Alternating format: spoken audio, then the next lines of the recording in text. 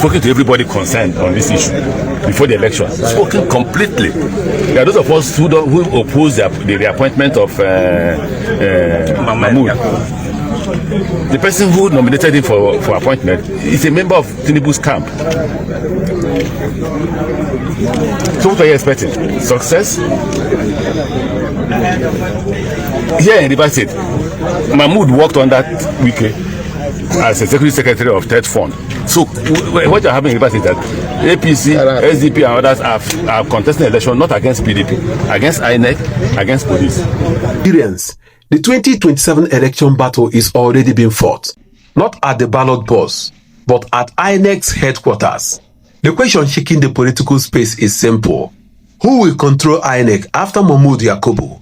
Will it be Bola Ahmed Tinubu, desperate to secure his second-term ticket, or Atiku Abubakar and the opposition camp, who fear that if Tinubu gets his way, the 2027 election will be over before it begins? This is not just about personalities.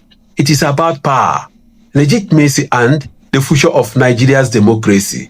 Stay with us on Chinick TV as we break down the silent war over INEC, the fears, the plots, and the names already being whispered.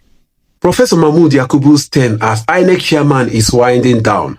His legacy is already controversial, praised by some, condemned by many after the 2023 election. But in a surprising twist, Yakubu recently acknowledged David Mark and Rauf Aregbesola as leaders within the African Democratic Congress (ADC). This single move sent shocking waves because it showed Yakubu may not be ready to bend to Tinubu's political orchestra.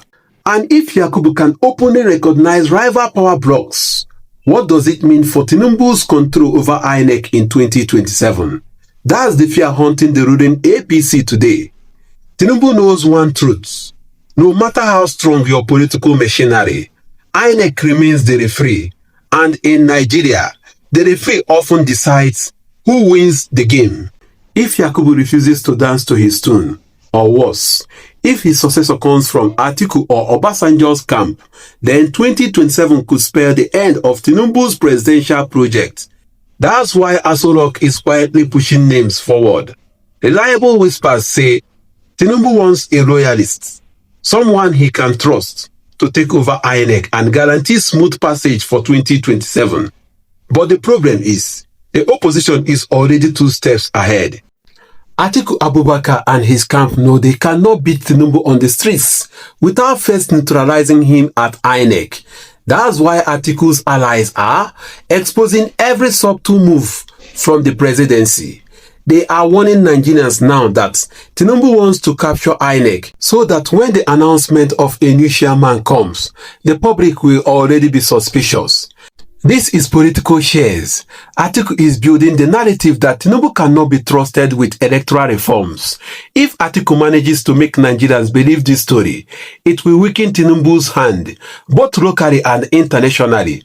This drama doesn't stop with Atiku and Tinubu.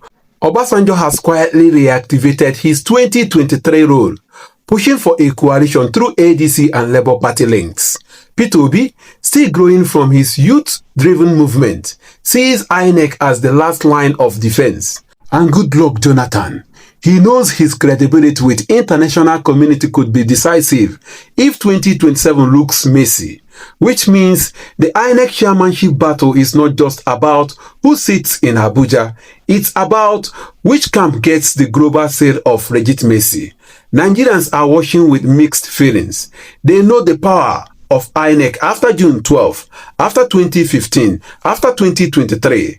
They know that the wrong appointment could mean another 4 years of manipulation. And the whispers are growing. Will Yakubu himself play a final card? Is he subtly positioning ADC, Obasanjo, or even the opposition as a counterweight to Tinubu?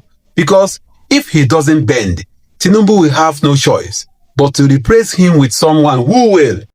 Let's be clear, this battle over INEC is bigger than who becomes president in 2027.